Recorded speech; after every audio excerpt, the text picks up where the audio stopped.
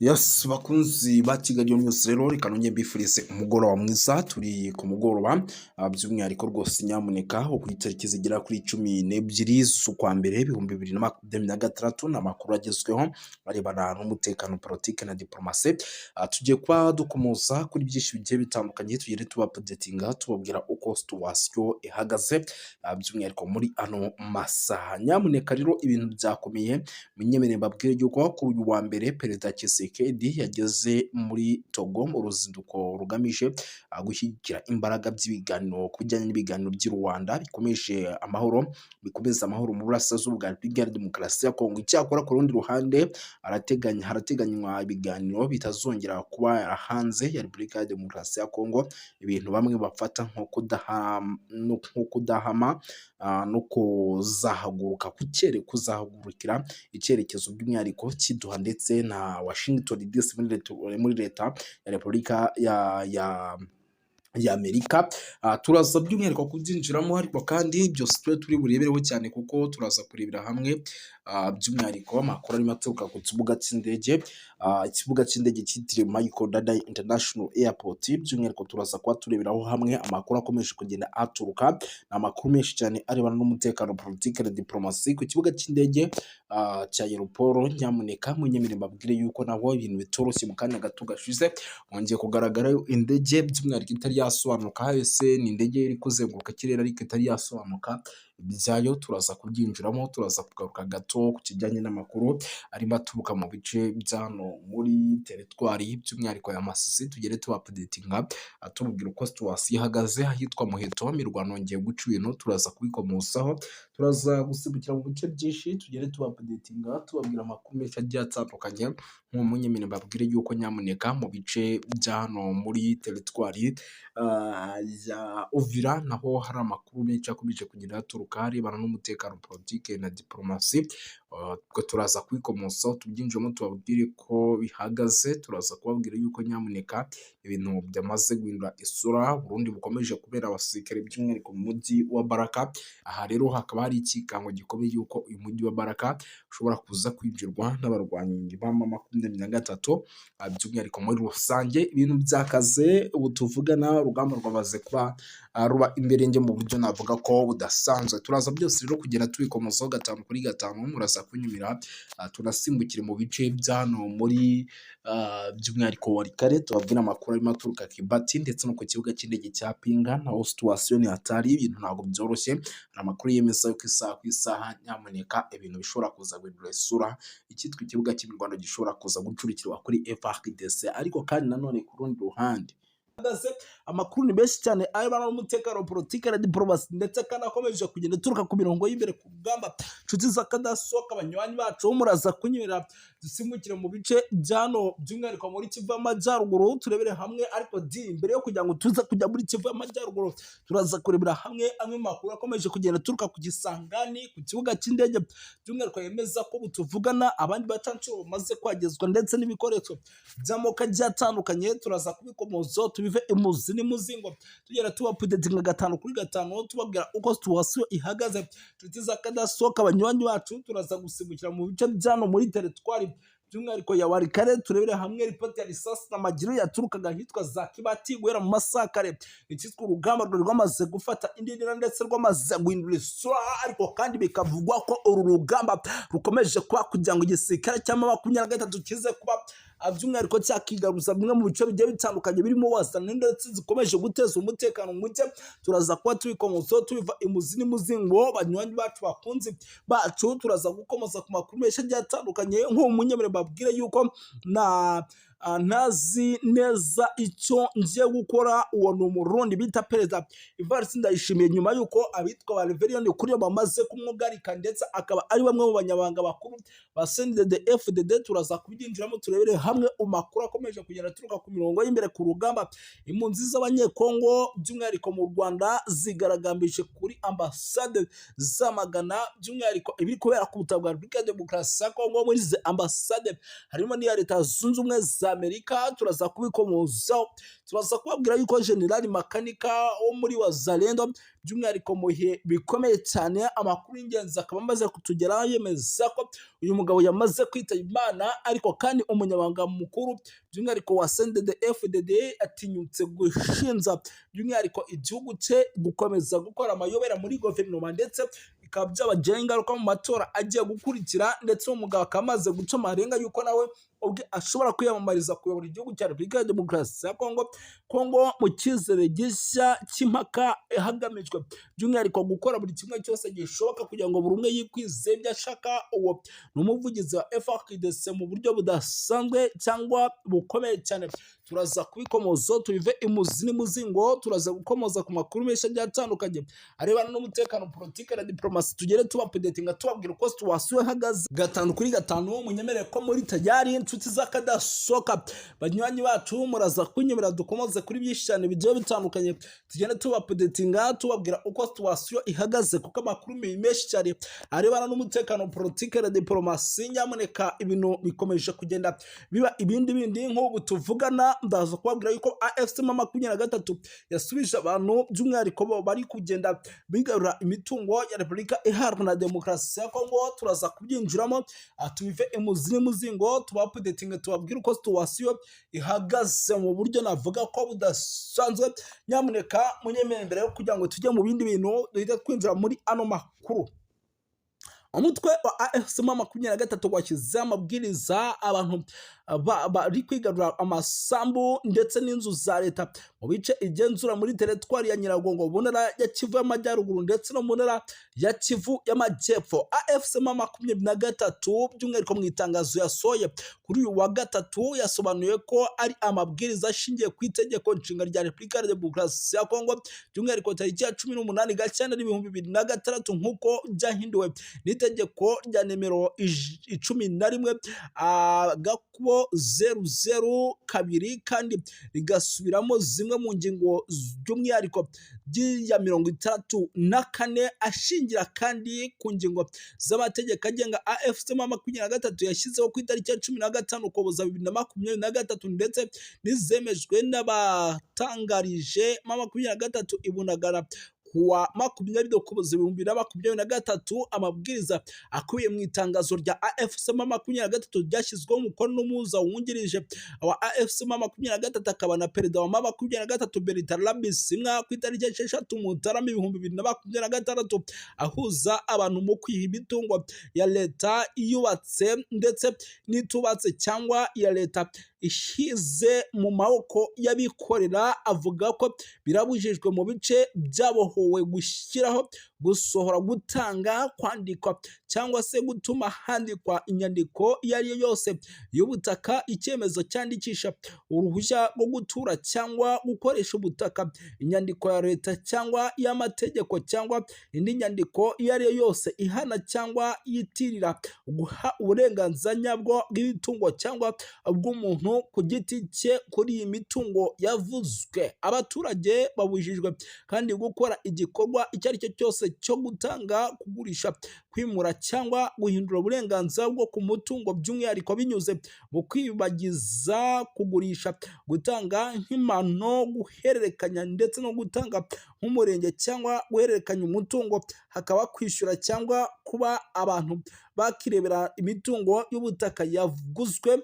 Ubuyobozi rero bwa AFC M23 bugaragaza ko uzanyuranya n'icyo kintu icyo ari cyo cyose kirenze kubiteganwa n'amabwiriza azahabwa igihano gikomeye cyane, by'umwihariko nk'uko biteganwa n'amakuru akomeje kugera aturuka ku mirongo y'imbere ku rugamba. Ariko kandi ibintu bikomeje gukomera ndetse bimaze kuba ibintu bindi. Umuntu ukomeye mu ishyaka rya Perezida Mufu Ntoto wegereye Perezida Tshisekedi yatangaje ko nyuma y'uko igisirikare cya M23 cyari kimaze iminsi kiri kuva mu mujyi wa Uvira cyamaze kuba kizanamo abo bita polisi. Murabizi ko M23 ifite polisi yayo. ariko amakuru nanone akavuga ko ngo ibi bikorwa byo kuzanamo polisi ari mu buryo bwo kugira ngo icyitwa umutekano ndetse n'amahoro bikomeze kuboneka by'umwihariko hano muri ibi bice bya Uvira, kuko ni ibice navuga ko mu gihe n'ubundi mu 2023 ishobora kuza kuba ishizemo neza nk'uko birimo biragenda bigaragara, bishobora kuza kwibasirwa n'ubundi n'icyitwa Barundi ndetse na FDLR zikaba zakongera kugaruka mu mujyi wa Uvira, kuko n'ubundi zaba zibona neza ko nta kintu na kimwe by'umwihariko cyakozwe, kuko ni umujyi kugeza magingo ya igihugu cy'u Burundi gishaka, ukaba umujyi igihugu cya Repubulika ya Demokarasi ya Kongo gishaka.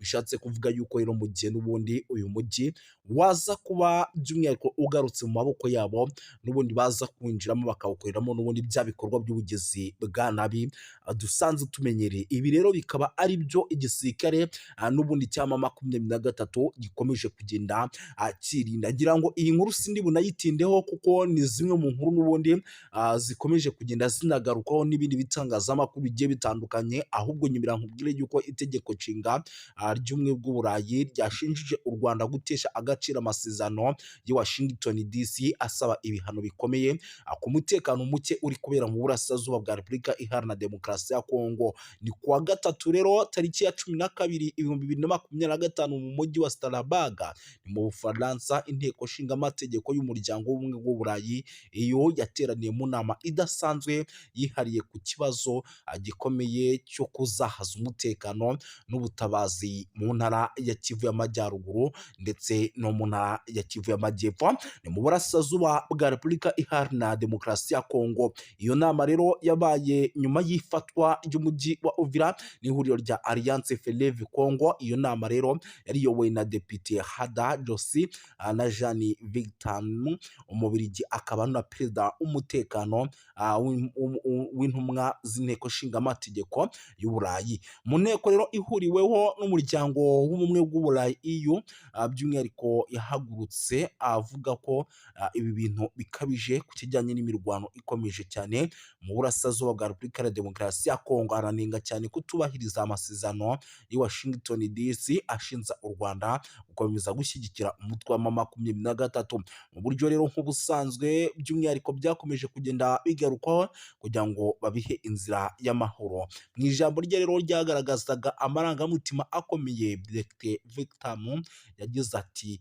birababaje kongera guhamagaza inama ku kibazo gikomeje guteza ibibazo, gikomeje kugenda kirushaho kuba kibi cyane mu burasirazuba bwa Repubulika Iharanira Demokarasi ya Kongo. Nubwo amasezerano ya Washington DC yarushijeho gukaza umurego mu minsi ishize, umujyi wa Uvira wigaruriwe n'umutwe wa AFC M23. Ibi byateye impungenge zikomeye ku mutekano by'umwihariko mu karere kose muri rusange. Yongeyeho yuko kandi raporo zitandukanye zigaragaza ko ikoreshwa ry'indege zitagira abadorove bita drone mu bikorwa bya gisirikare. AFC M23 n'ababashyigikiye abakomeje by'umwihariko kuvuga yuko ibi bitero ngo nabo byabatatse bikomeye kandi bikaba ibitero byaturukaga mu gihugu cy'u Burundi. Yanashimangiye yuko kandi ibikorwa bishira akarere mu kaga k'intambara ishobora kwaguduka hagati ku mpande zombi, anasaba umuryango w'ubumwe bw'Uburayi gukoresha ingufu za politike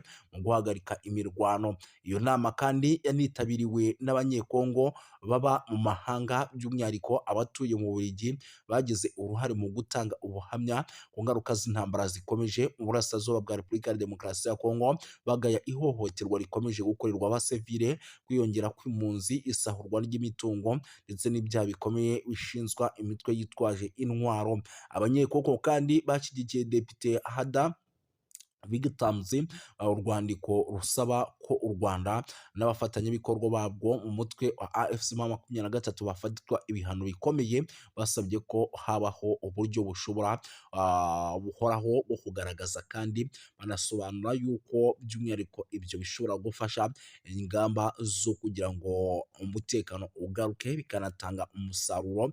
Muri urwo rwandiko kandi rwagize ruti inteko nshinga amategeko y'Uburayi ifite bafite ububasha bukomeye bwa politiki bwo kugira ijambo rikomeye ku biri kubera mu burasirazuba bwa Repubulika ya Demokarasi ya Kongo. Ishobora gusaba kandi ko ubufatanye bwose bw'Uburayi bufite ingaruka, harimo inkunga n'ubundi bufasha bushingirwa ku ntambwe zifatika kandi zemejwe: guhagarika imirwano no guhagarika inkunga n'imitwe yitwaje intwaro, kohereza ibikorwa by'ubutabazi mu gihe ibyo bitubahirijwe. Icyo kintu gishobora kuba. Banasabye yuko kandi politike z'ubucuruzi n'amasezerano y'ubufatanye bw'ubumwe bw'Uburayi binengwa n'ihame ridakuka rivuga ko politike nimwe ikwiye kugira uruhare mu buryo buziguye cyane n'ubutaziguye mu guteza imbere rero mu gusaba umutungo kamere cyangwa mu gukomeza ihohoterwa bishingiye ku mahoro arambye mu burasirazuba bwa Repubulika ya Demokarasi ya Kongo adashoboka hatabayeho guca mu mucyo ndetse no kudahana. Kurinda abasivili rero, gukurikirana abagize uruhare mu byaha bikomeye. Iki gikorwa rero cyagaragaje ubushake kwiyemeza kw'abanyekongo mu guhangana ndetse no guharanira amahoro n'umutekano mu gihugu cyabo, banasaba amahanga kurenga ku magambo bashyira mu bikorwa ingamba zihamye no guhagarika amarorerwa n'amahano bikorwa mu kwibasira abaturage mu burasirazuba bwa Repubulika Iharanira Demokarasi ya Kongo. Umujyi wa Uvira rero ifatwa nk'ibi rikomeje kugenda rigaragara nyuma y'ifatwa ry'umujyi wa Uvira.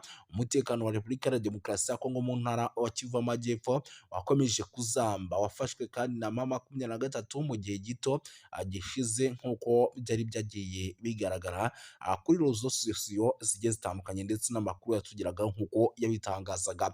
Mu gitutu gikomeye kandi cy'amahanga, by'umwihariko Leta Zunze Ubumwe za Amerika, umutwe wa AFC M23 watangaje ko ukuye ingabo zawo mu mujyi, unavuga ko ugiye gushyiraho amahirwe y'inzira ya politiki ndetse n'amahoro. Itangazo ryashyizweho umukono tariki ya 15 witwa Colonel Nanga, umuhuzabikorwa w'ihuriro rya Alliance Fleuve Congo. Yanavuze yuko kandi icyo cyemezo kigamije kubahiriza icyifuzo cya Leta Zunze Ubumwe za Amerika nk'umwe mu bahuza ibiganiro hagati ku mpande zombi. Ibi bibaye kandi mu gihe igitutu mpuzamahanga gikomeje kwiyongera ku mutwe wa AFC M23, cyane cyane nyuma yo kwigarurira imijyi nka Goma ndetse na Bukavu ntangiriro z'umwaka. Abadepite rero b'i Burayi basabye ku mugaragaro ko u Rwanda rukura ingabo zarwo ku butaka bwa Repubulika Iharanira Demokarasi ya Kongo. Iyo myanzuro kandi ikaba ikomeze gushyira ikibazo cy'umutekano muke mu burasirazuba bwa Repubulika Iharanira Demokarasi ya Kongo. Bakavuga yuko kandi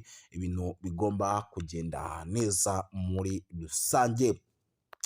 Si ibyo gusa rero, by'umwihariko amakuru yo ni menshi. Munyemerere rero tunagaruke ku zindi nkuru zikomeye kuko ni byinshi. Impunzi zikomeje kwiyongera, ni update ingezeho, ndavuga nti nanjye reka nyibagezeho mu buryo bw'iyokansi cyane. Amakuru rero aturuka mu gace ka Katumba, ni ku mupaka wa Repubulika ya Demokarasi ya Kongo, aravuga ko impunzi zaturutse mu mujyi wa Uvira zahunze intambara n'umutekano muke zikorerwa ihohoterwa rikabije n'inzego z'umutekano z'u Burundi. Bikavugwa ko rero bamwe mu benshi bahasize ubuzima nk'uko byemezwa n'abatangabuhamya.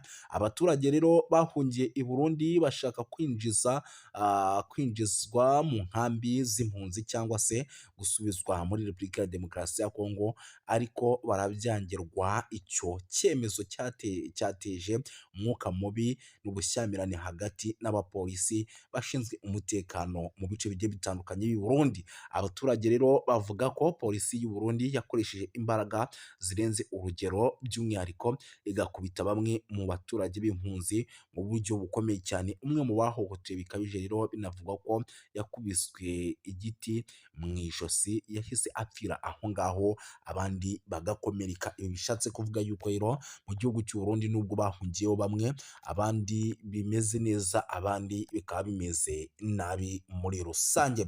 Gusa ntabwo by'umwihariko nyamuneka kandi mukomeze kuvuga byinshi muraza kunyemera nze kugenda nkubita mbangura mbabwire yuko amakuru aturuka mu gace imirwano yabereyemo nk'uko biri kugenda bigaragara ni muri teritwari ya Masisi, aremeza ko inyeshyamba za M23 zimaze ukwezi